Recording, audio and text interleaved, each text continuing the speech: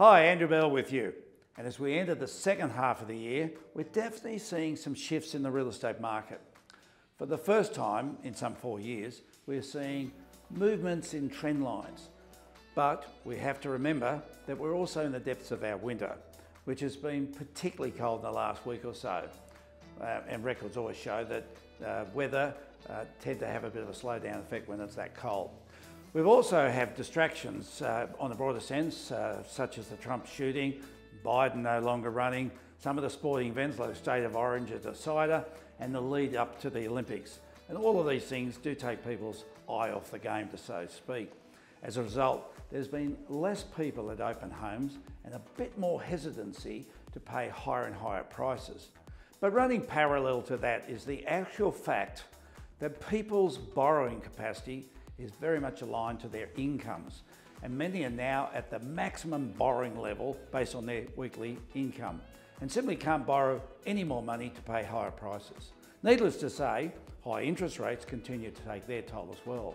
So no surprise that there are pockets showing right around Australia where real estate prices growth has not only stopped, but in some places are actually reducing. But here on the Gold Coast, we don't quite see that happening as yet.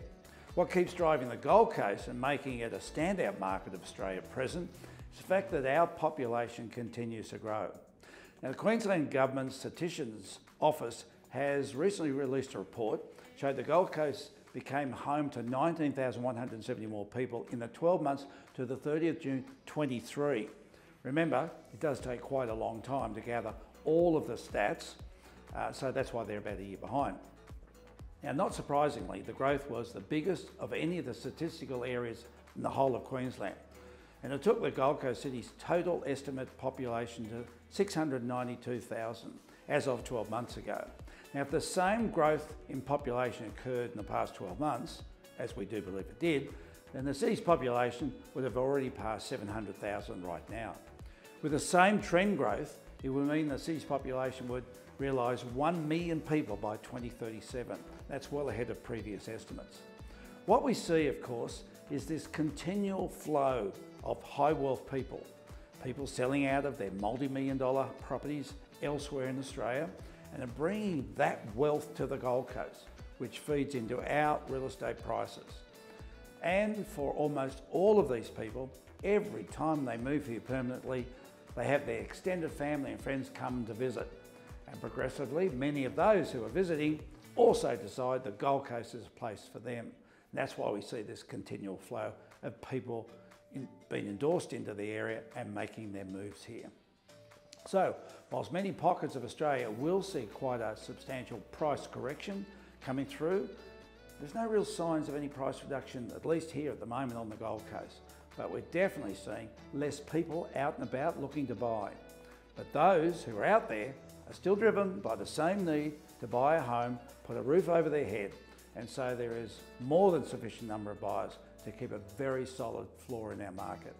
Now, on a different topic, I'm often asked about Mount Tamborine, particularly this time of year, and it really is when it shines its greatest. And I thought I'd just make mention the fact that we have a very special offering up there at the moment, and something that would be of interest to some people. A highly regarded award-winning establishment that provide a great lifestyle opportunity for someone right on the edge of the cliff with breathtaking views over the surrounding valleys. The property offers its own standalone home, plus 5 mountain chalets, each self-contained, featuring a main bedroom, ensuite, spas, potbelly log fires, lounges, kitchens, and even their own laundries. And of course, a nice big entertaining deck.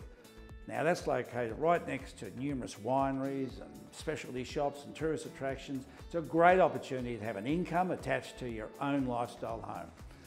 There's even a restaurant facility available if you wanted to run that as well. Great opportunity. I just thought it was so rare that I'd mention it today. Details are on screen at present if you'd like more information, or simply email us on the email address you've received this newsletter on. And last but definitely not least, for all of the people living on the Gold Coast, on Saturday the 3rd of August, we're hosting a wonderful community event at Main Beach. It's called Main Beach Next Top Doggle, now in its 5th year. And the big news is Bluey and Bingo will be there to perform their live interaction experience on the stage. as well as a meet and greet opportunity for all the kids. We have something for our four-legged friends as well, for all of us two-legged people. If you want to enter your dog into one of the 6 categories, or turn up simply to watch the show and watch the beautiful Grand Parade, then let us know straight away. There'll be market stalls and crowd favourite Dachshund Dash. That's a lot of fun.